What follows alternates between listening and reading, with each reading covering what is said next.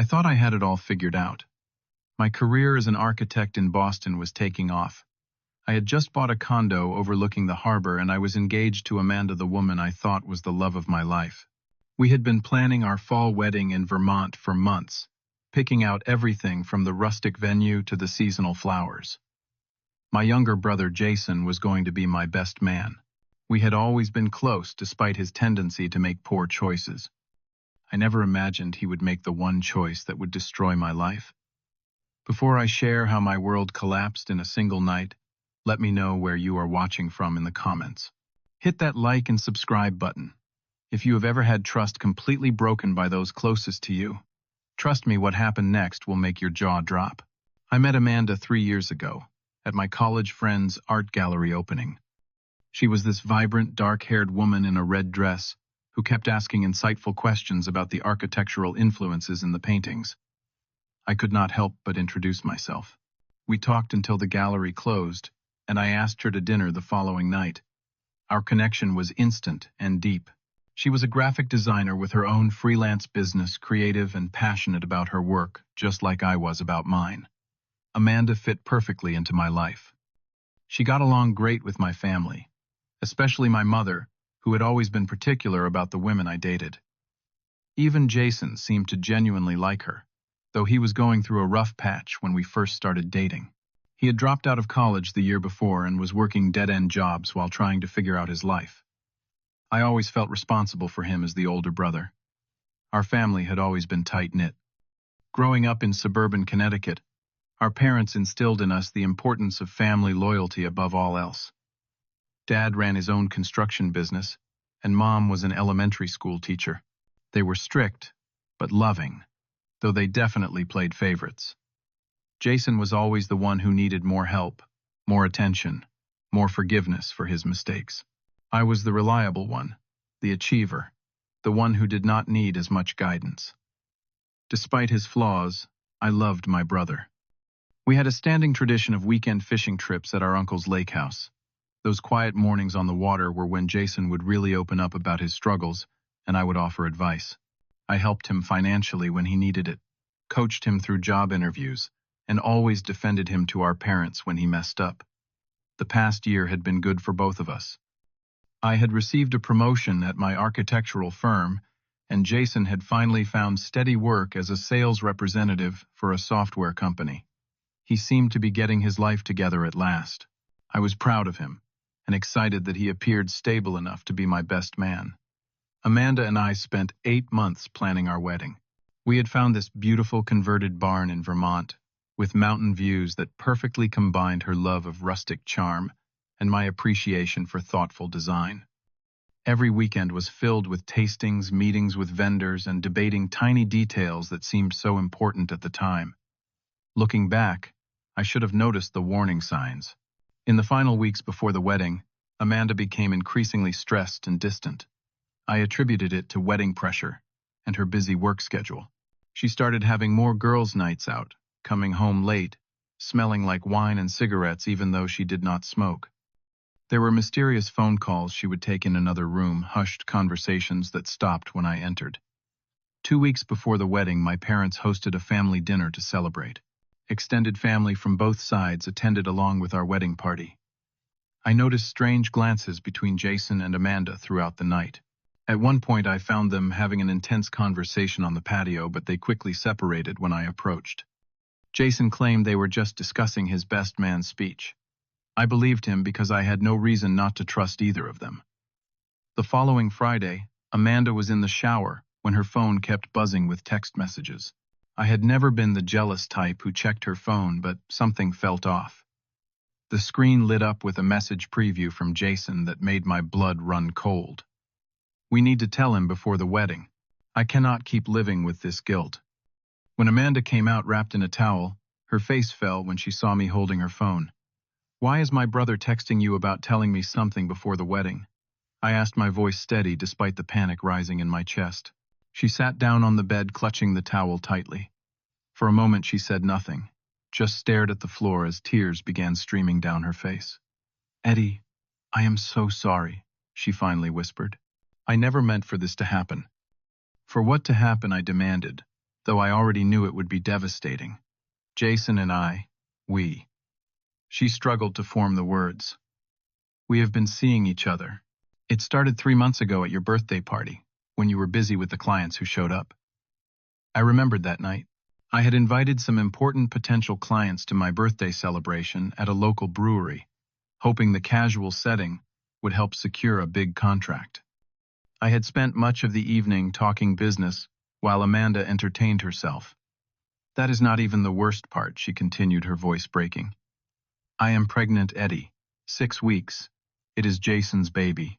The room seemed to tilt around me. I felt numb, disconnected from my body, like I was watching this scene play out from above. All I could think was how stupid I had been. All those late nights, the secretive phone calls, the strange tension I had dismissed. Get out, I said quietly. Eddie, please, we need to talk about this. Get out. I roared, a sound so primal and full of pain that Amanda flinched. Pack your things and get out of my home, now. She dressed quickly and threw some essentials in a bag, crying the entire time. I stood silently by the door, unable to look at her. Where will you go? I asked. Not out of concern, but morbid curiosity. Jason's place, she admitted. He said I could stay there until we figure things out. Of course he had. My brother had it all planned out. After she left, I got in my car and drove the 20 minutes to Jason's apartment in a state of shock. My hands gripped the steering wheel so tightly my knuckles turned white. I did not remember the drive there at all. I pounded on his door until he opened it, looking like he expected me. Before he could speak, my fist connected with his jaw, sending him stumbling backward into his apartment. I followed, shutting the door behind me. How could you? I demanded, advancing on him as he backed away. My fiancée. My fiancée. Eddie, I am sorry, he said, holding his hands up defensively. It just happened. We did not plan it. Things like this do not just happen. I grabbed him by his shirt collar and slammed him against the wall. You have been screwing my fiancée behind my back for 3 months, and now she is pregnant with your child. 2 weeks before my wedding, I love her, he said, and something in me snapped. I am not proud of what happened next. I had never been a violent person, but I beat my brother bloody that night. He did not even fight back much, just tried to protect his face as I unleashed years of resentment along with this fresh betrayal. It was always supposed to be you, right? I spat as he slumped to the floor. The favorite child, the one who needed saving. Well, congratulations, you have taken the one thing that was mine that had nothing to do with you. Jason looked up at me, blood trickling from his split lip. Eddie, please. We can work this out. The baby needs a family. I stepped back, suddenly disgusted with myself and with him. You are not my family anymore, I said, and walked out. I returned to my empty apartment and sat in the dark until morning. The next few days passed in a blur of pain and logistics. I had to call all the wedding vendors to cancel, losing thousands in deposits. I contacted our guests, making up a vague excuse about irreconcilable differences rather than sharing the humiliating truth. My parents called repeatedly, but I ignored them. I knew they had to be aware of what happened by now, and I could not bear to hear their voices. I took a week off work, claiming a family emergency, which was not exactly a lie. When I finally agreed to meet my parents, they came to my apartment with solemn faces, but something else in their eyes that I could not quite place. We know you are hurting, son, my father said, sitting uncomfortably on my couch. But we need to talk about how to move forward as a family. Move forward, I echoed incredulously. My brother and fiancé betrayed me in the worst possible way. And you want to talk about moving forward? My mother reached for my hand, which I pulled away. Eddie, dear, what happened is terrible, but Jason is truly sorry. He made a horrible mistake. A mistake is forgetting to pay a bill, or being late to a dinner. He had an affair with my fiancée for months and got her pregnant. He is still your brother, my father said firmly. And that baby is your blood too. That was when I realized what they expected of me. They wanted me to forgive this unforgivable betrayal, to welcome Jason and Amanda back into the fold, to pretend we could all be one big happy family. I laughed, a hollow sound that seemed to startle them. You cannot be serious. We are just asking you to consider working through this, my mother said. Blood is thicker than water, Eddie. Family comes first. We raised you to understand that. I realized then that they had already been in contact with Amanda and Jason, that they were already taking sides, and it was not mine. Get out, I said for the second time that week. I need time to think. They left reluctantly, my mother in tears, my father wearing his disappointed face that had always worked so well to control me in the past. A week later, I received a text from my mother asking me to come to their house for a family meeting to resolve this situation. Against my better judgment, I went hoping for some kind of justice, or at least acknowledgement of the pain I was suffering. I walked into an ambush. Jason and Amanda were sitting on the couch, her still flat stomach covered protectively by her hands. My parents flanked them like security guards. 4 against 1. What is this? I demanded, stopping in the doorway. Please sit down, Eddie, my mother said gently. We all need to talk. I have nothing to say to them, I replied. But I moved to the armchair furthest from the couch and sat rigidly. My father cleared his throat. Son, we have been talking a lot about this situation, and we think it is time for everyone to put their cards on the table. Jason and Amanda have something to say to you. Jason leaned forward, looking appropriately ashamed, but with something else in his expression. Relief entitlement, Eddie. What Amanda and I did was wrong. We betrayed your trust in the worst way, and I will regret that for the rest of my life. But Amanda continued, and I flinched at her voice. We cannot change what happened. We are expecting a baby now, and that baby deserves a chance at a real family. My mother jumped in. Eddie, dear, we think you need to be the bigger person here. Your brother made a terrible mistake, but he is still your brother. Nothing can change that. And the baby is innocent in all this. My father added. That child is part of our family. I sat in stunned silence as they continued talking about forgiveness and moving forward. How Jason and Amanda had genuine feelings for each other. How the baby would need its uncle in its life. How I needed to set aside my pride for the good of the family. Have you all lost your minds? I finally interrupted. You want me to forgive them? To what end? So we can all have Thanksgiving dinner together, while I watch my brother raise a family, with the woman who was supposed to be my wife. It would not be easy. At first my father conceded, but in time, what? The pain will go away, I will get over it. Are you hearing yourselves? I stood up and paced the room, unable to contain my energy. How long have you known about this? Before or after I found out? My parents exchanged a glance that told me everything. You knew before I did, I said flatly. For how long? Just a week before you found out, my mother admitted quietly. Jason came to us for advice. We told him they needed to tell you right away, but you did not think to tell me yourselves, to warn me that my life was about to implode. We thought it should come from them, my father said. And since I found out, have you been in contact with them this whole time? More guilty looks. We have been trying to support everyone through this difficult time, my mother said. Support everyone. Support everyone. My voice rose with each word. Have either of you called to check if I am eating, sleeping? If I have thought about driving my car off a bridge? No, because you have been too busy coddling the people who destroyed my life. That is not fair, Eddie, my father said sternly. And watch your tone in this house. Not fair. You want to talk to Emmy about what is fair? I laughed bitterly. Let me tell you what is not fair. It is not fair that I have to cancel my wedding because my brother could not keep his hands off my fiancée. It is not fair that I have lost the two people I trusted most in one day. And it is definitely not fair that my parents are now asking me to smile and forgive like nothing happened. Jason stood up, putting his arm around Amanda. Eddie, we never meant to hurt you. It just happened. And now we are in love. In love. I repeated the words, tasting like poison. How convenient for you both.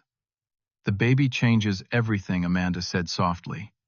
We need to think about what is best for the child now. And what about what is best for me? Does anyone in this room care about that? Silence filled the room. That was my answer. Then came the final betrayal. My mother spoke up hesitantly. Jason and Amanda are going to need some financial help with the baby coming. Your father and I have offered to help them with a down payment on a house. What I whispered as the floor seemed to drop out from under me. They need a proper home for the baby, my father explained.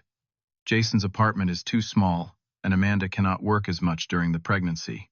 We had been saving that money for both of you boys anyway. The money they had promised to give both of us for our future homes.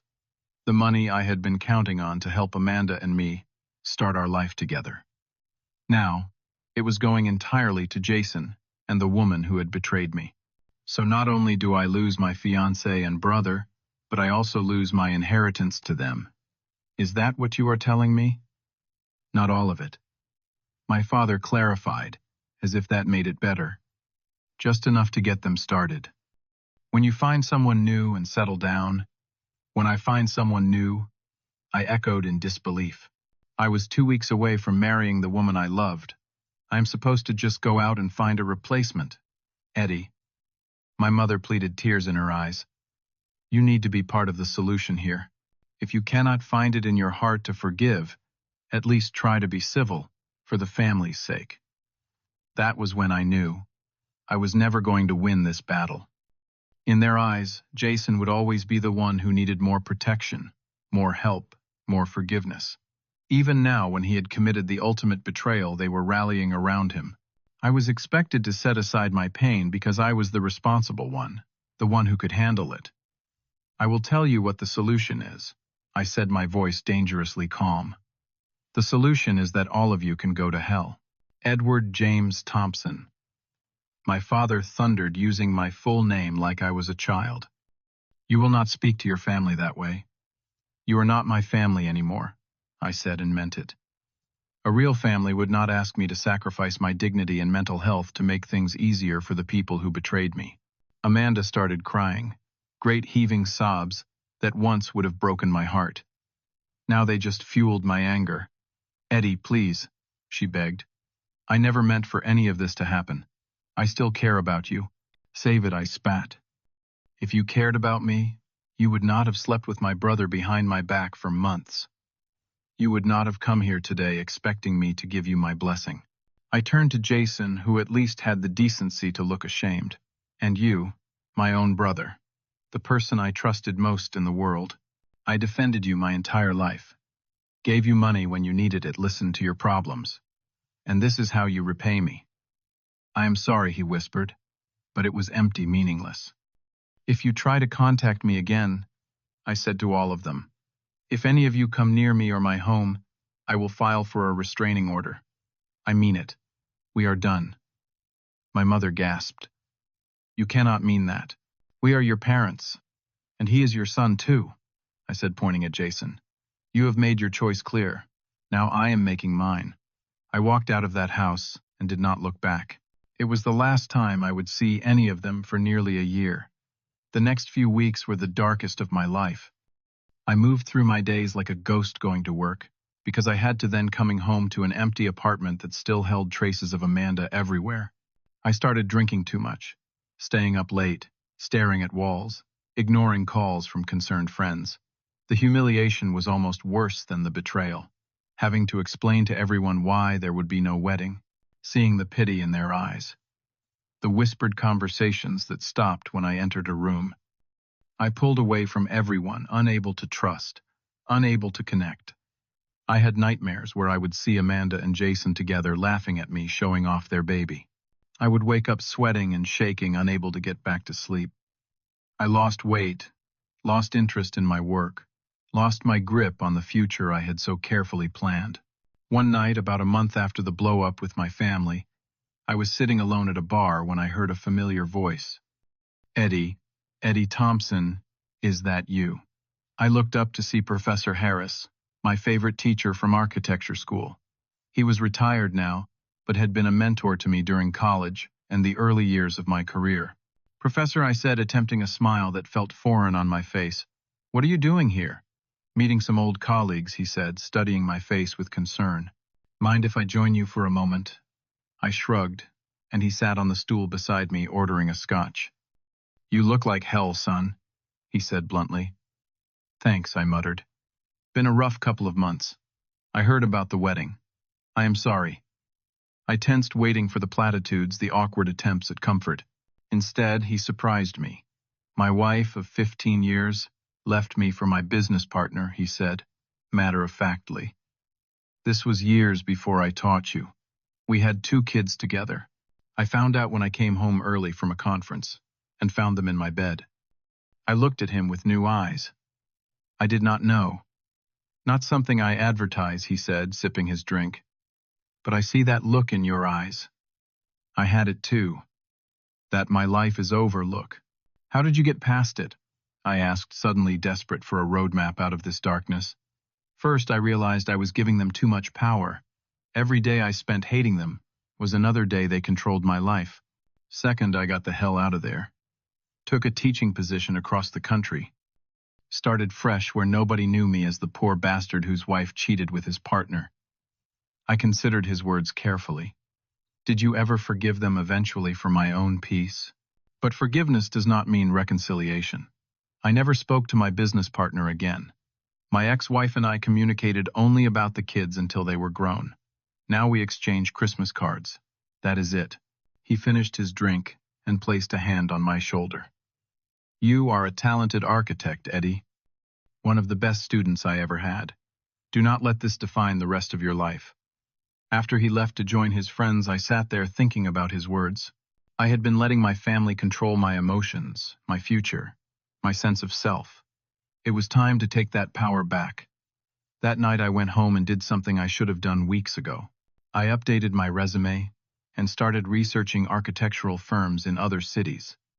I came across a cutting-edge, sustainable design firm in Seattle that was looking for someone with exactly my experience level and specialties. By morning, I had submitted my application. 2 weeks and 3 interviews later, I had an offer with a significant pay increase and creative freedom I had never had in my current position. I gave notice at work, sold my condo and most of my possessions, and prepared for a complete fresh start. I blocked my family's numbers after weeks of harassment. Tearful voicemails from my mother, stern lectures from my father, pathetic apologies from Jason, and even a few desperate messages from Amanda claiming she missed my father. Friendship. The day before I left, I wrote my parents a letter explaining my decision. I told them I needed space and time to heal. I did not give them my new address or phone number. I explained that I would reach out if and when I was ready. I made it clear that reconciliation with Jason or Amanda was not on the table now or ever. Driving away from Boston across the country to Seattle was the most liberating experience of my life. With each mile, I felt the weight lifting from my shoulders. For the first time in months, I could breathe without pain. Seattle welcomed me with its stunning landscapes, vibrant architecture, and best of all, anonymity. No one here knew my story. No one looked at me with pity or whispered behind my back. I was just Eddie, the new architect from the East Coast, with fresh ideas and energy. My new firm paired me with challenging creative projects that rekindled my passion for design. I rented a small but modern apartment, with a view of Puget Sound, filling it with only things that had no connection to my previous life. Still, healing takes time. The first few months were lonely. I worked long hours, partly from enthusiasm for my new job, but mostly to avoid the empty apartment. Weekends stretched endlessly when you have no friends or family to fill them. Then I discovered a local hiking group that met on Saturday mornings. Despite being an indoor person for most of my life, I found peace in the mountains around Seattle. The physical exertion cleared my mind, and gradually I began opening up to the other regular hikers. Among them was Lauren, a wildlife photographer, with a quick laugh and thoughtful eyes. Unlike Amanda's whirlwind personality, Lauren had a steadiness to her that I found comforting. We started meeting for coffee after hikes, then dinner, then weekend explorations of the Washington coast. I was hesitant to trust again, but Lauren was patient. When I finally told her my story 6 months into our friendship, she listened without judgment. "They failed you," she said simply when I finished. "All of them. You deserved better." Those words, so straightforward yet so validating, broke something open in me. For the first time since the betrayal, I cried. Really cried. in front of another person. Lauren held me through it, and afterward I felt lighter, as if poison had been drawn from a wound. With Lauren's encouragement, I started seeing a therapist. Doctor Wilson helped me understand that my family's behavior was part of a dysfunctional pattern that had existed long before Jason's betrayal. I had always been expected to be the rock, the one who sacrificed his needs for others. Setting boundaries was not selfish. It was necessary for my survival. Slowly, I built a new life. I made friends through work and the hiking group. I excelled at my job, earning recognition for my innovative approaches to sustainable urban housing. Lauren and I grew closer, our relationship built on mutual respect and honesty. For nearly a year, I had no contact with my family. I heard occasionally from old friends in Boston that Jason and Amanda were still together preparing for the baby. I felt nothing when I heard this news. Not anger, not pain, not even satisfaction. Just a dull acknowledgement of facts that no longer affected me. Then one rainy Seattle Sunday, there was a knock at my door. I opened it to find my parents standing there looking older and uncertain. Eddie, my mother breathed, reaching for me. I stepped back, maintaining the physical boundary. "How did you find me?" I asked calmly. "Your old boss," my father admitted. "We told him it was a family emergency. I made no move to invite them in." "Is it?" They exchanged glances. "We need to talk to you," my father said. "Please." Against my better judgment, I let them in. They sat awkwardly on my couch, taking in the unfamiliar apartment that bore no traces of the son they had known. "You look well," my mother offered. "The West Coast agrees with you." "I am well," I confirmed. "Why are you here?" They exchanged another glance before my father spoke. "It is about Jason and Amanda. Things have not worked out between them." I felt nothing. Not surprise, not vindication. "And Amanda lost the baby," my mother said softly. 3 months ago. Jason is devastated. He has been drinking, lost his job. He needs his brother, Eddie. I looked at these people, my parents, and suddenly saw them clearly. They had never come for me. They had never flown across the country when I was devastated. They were here for Jason as always. "I am sorry about the miscarriage," I said, and meant it. No one should have to go through that. But it changes nothing between us. Eddie, my father, leaned forward. "It is time to put this behind us. Come home. The holidays are coming up. The family needs to be together." "The family?" I repeated. "You mean Jason needs me to come home and make him feel better about destroying my life? To absolve him of his guilt?" "He is your brother," my mother pleaded. "Blood is thicker than water." I laughed softly. "You know you say that a lot. But the full proverb is the blood of the covenant is thicker than the water of the womb. It means the exact opposite of how you use it. It means the bonds we choose are stronger than the ones we are born into." I gestured around my apartment. "I have chosen a new life here. I have people who respect my boundaries and care about my happiness. I have peace. So you are just going to abandon your family when things get tough?" My father demanded, his voice rising. "That is not how we raised you." "No," I agreed. "You raised me to be the responsible one. The one who always had to be understanding when Jason messed up. The one who had to set aside his own needs for the greater good of the family. I am done with that role." "That is selfish," my mother said, tears in her eyes, "and heartless." I shook my head. "No, what is heartless is expecting me to comfort the people who betrayed me. What is selfish is flying across the country not to check on my well-being, but to try to drag me back into a toxic dynamic to make your lives easier." I walked to my desk and pulled out a folder. "These are emails and text messages from both of you over the past year. Notice how not once do you ask how I am doing. Every message is about how my absence is affecting Jason or you or extended family. Every single one asks me to be the bigger person without acknowledging the magnitude of what was done to me." My father's face reddened. "We have apologized for not handling things perfectly. This is not about perfect. This is about basic respect and decency." I put the folder away. "I do not hate any of you anymore. I have worked hard to let go of that anger. But I do not trust you, and I do not want you in my life. So that is it, my mother asked, her voice breaking. We are just not your parents anymore. You will always be my parents, I said gently. But being family does not give you the right to demand access to my life, especially when that access hurts me. I have found real happiness here. I would think, if you truly loved me, that would matter to you. There was a long silence. Finally, my father stood. If you change your mind, you know how to reach us. My mother hugged me stiffly before they left. I watched from my window as they got into their rental car and drove away. The weight I had expected to feel never came. Instead, I felt lighter than ever. When Lauren came over that evening, I told her about their visit. Are you okay? She asked, genuine concern in her eyes. Actually, yes, I said, surprising myself with the truth of it. For the first time, I stood up to them without anger or bitterness. I just stated my boundaries clearly. She smiled, squeezing my hand. I am proud of you. That took courage. I called Dr. Wilson that night and shared the breakthrough. He agreed that my calm response showed how far I had come. Forgiveness is not about excusing the behavior or allowing people back into your life, he reminded me. It is about releasing the hold they have on you. 1 year after arriving in Seattle, I was offered a junior partnership at my firm based on the success of my sustainable housing project. Lauren and I moved in together, combining our lives with careful intentionality and open communication. I had built a circle of close friends who knew my history and respected my boundaries, my chosen family.